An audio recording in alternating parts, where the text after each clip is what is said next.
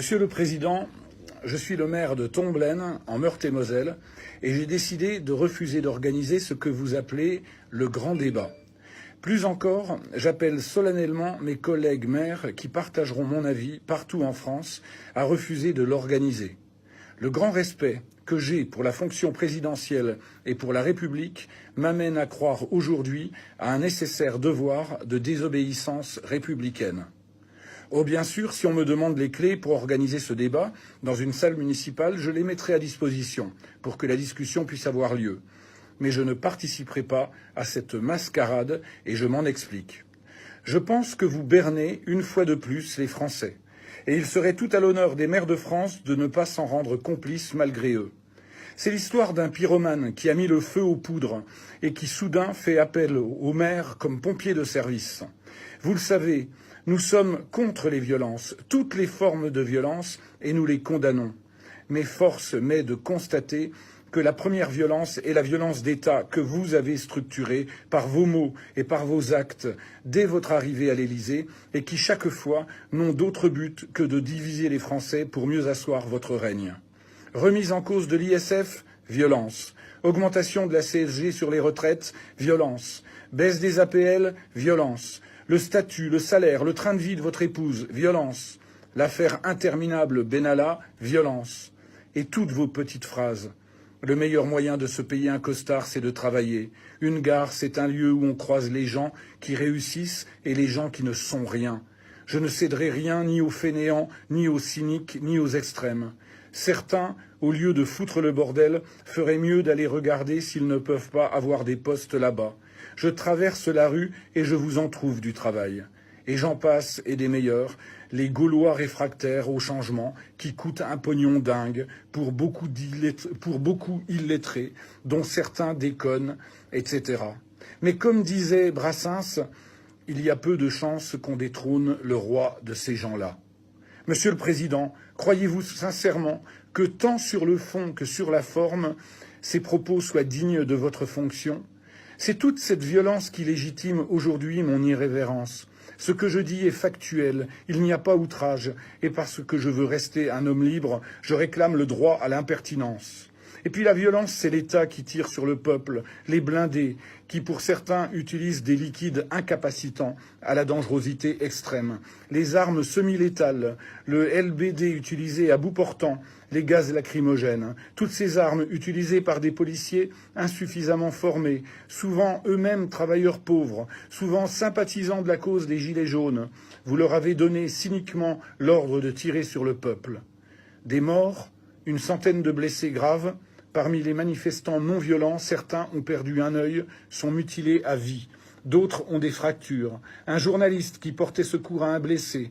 Des retraités, des femmes brûlées par le gaz. C'est indigne de votre fonction. C'est inacceptable. Tout cela doit cesser immédiatement. Les maires, dernier maillon entre les Français et la République, ne doivent plus tolérer cela. Ces maires, vous les méprisez depuis toujours. Vous refusez de répondre à leur invitation à leur congrès national. Vous continuez à leur baisser leur dotation, tout en affirmant le contraire. Seul un exemple, Monsieur le Président. Pouvez-vous me confirmer que l'enveloppe de la dotation de soutien à l'initiative locale, dotation destinée à aider les communes à investir et ainsi faire travailler les petites entreprises locales, baissera encore de 45 millions en 2019 ? Elle sera de 570 millions alors qu'elle était de 615 millions en 2018. Ces maires qui sont privés des moyens d'agir et de leur domaine de compétences confisqués par les barons locaux, présidents des métropoles et des supra-intercommunalités. Vous leur demandez aujourd'hui d'organiser votre débat ? Mais de quel débat s'agit-il ? Vous avez ignoré les Gilets jaunes et leurs revendications qui sont un autre mode de gouvernance pour plus de démocratie et moins de privilèges et surtout une amélioration immédiate du pouvoir d'achat. Et chaque samedi, vous les comptez en espérant que le mouvement va s'essouffler. Mais vous ignorez aussi les millions de Français majoritaires dans ce pays qui soutiennent la cause de ces Gilets jaunes et qui sont Gilets jaunes dans l'âme. Alors, vous avez écrit une lettre. Elle n'est en rien une réponse à ce que vous appelez la crise des Gilets jaunes, parce que vous ne voulez pas connaître et reconnaître ce qui est la colère du peuple. Vous aviez organisé votre campagne pour la présidentielle comme dans le monde de la finance, on fomente une OPA. Et voilà que vous recommencez avec cette grande campagne de communication. Le pyromane crée alors un écran de fumée qu'on appelle le grand débat. Cette lettre est une nouvelle impolitesse républicaine, faite de questions fermées ou à choix multiples mais induits. Elle ne fait que suggérer, inciter, préparer à ce qui n'est rien d'autre que votre programme de campagne pour les européennes. Programme que vous financez là avec l'argent public. Monsieur le Président, alors que vous avez le devoir de montrer l'exemple. Dans cette lettre, vous opposez les travailleurs actifs aux retraités. Vous stigmatisez les manifestants en créant des amalgames. Vous écrivez clairement que de toute façon, vous ne reviendrez pas sur les mesures que vous avez prises. À quoi sert alors de proposer un débat? C'est circuler, il n'y a rien à voir. Pendant ce temps-là, nous, les maires, nous tentons 7 jours sur 7 de secourir les gens, de garantir la cohésion sociale. Nous attribuons des aides alimentaires d'urgence, nous pallions aux carences de l'État, nous créons du lien social, nous luttons contre la pauvreté, contre l'isolement. Dans votre pays, Monsieur le Président, il arrive que l'on meure aux urgences. Les hôpitaux manquent de moyens. Les personnes handicapées ne sont pas respectées. Les chômeurs, les retraités, les travailleurs pauvres sont légion et n'ont pas de quoi vivre décemment. Dans nos villes, dans nos villages, dans nos quartiers, nous les maires, nous en sommes témoins. Mais vous ignorez cela, Monsieur le Président. Alors vous avez lancé votre grand débat par plusieurs shows que vous avez voulu médiatiser, avec des maires triés sur le volet par vos préfets, des maires dont les questions avaient été savamment sélectionnées, des maires qui n'avaient pas le droit de vous répondre.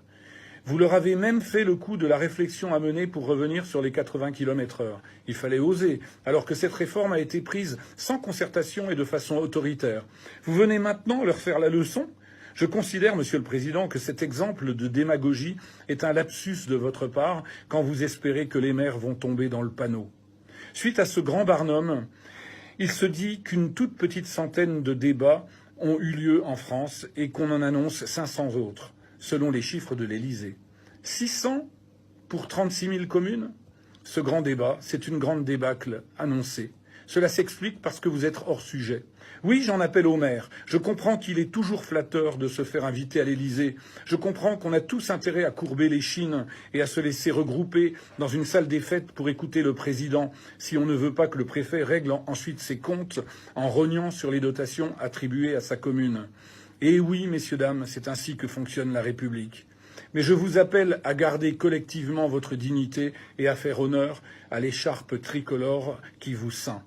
Monsieur le Président, je vous ai adressé un message de Nouvel An par une vidéo qui a été vue 2,5 millions de fois et partagée et likée des dizaines de milliers de fois. J'ai la grande prétention de penser que ce succès démontre une reconnaissance populaire massive dans les mots que j'ai employés et surtout dans les solutions que je vous y ai suggérées. Je vous ai écrit tout cela dans un petit livre intitulé « Écoutez-nous ». Mais il n'y a pire sourd que celui qui ne veut pas entendre. Le peuple de France qui comprend les plus fragiles, mais aussi les petits patrons, les PME, PMI dans nos régions, les travailleurs pauvres, les classes que vous dites moyennes, ce peuple, il attend de vous que vous passiez à l'acte, maintenant, sans délai et sans tergiverser. Il attend les signes ostensibles du respect retrouvé. Les solutions ?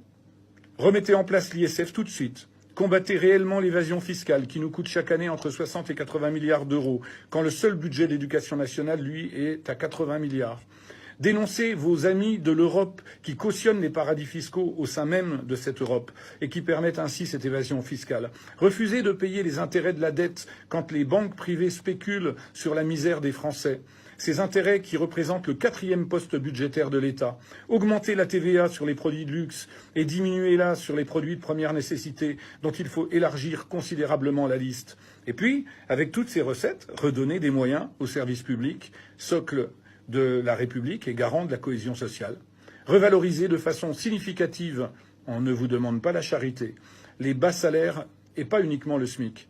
Donner de l'oxygène aux petits employeurs, ceux de la France d'en bas, dans nos régions, ceux qui embauchent, ceux qui entreprennent pour qu'ils puissent revaloriser les salaires et les emplois. Ne vous arrêtez pas à l'impertinence du propos. Ce nouveau message de ma part est une main tendue, Monsieur le Président. Voilà ce que nous attendons de vous.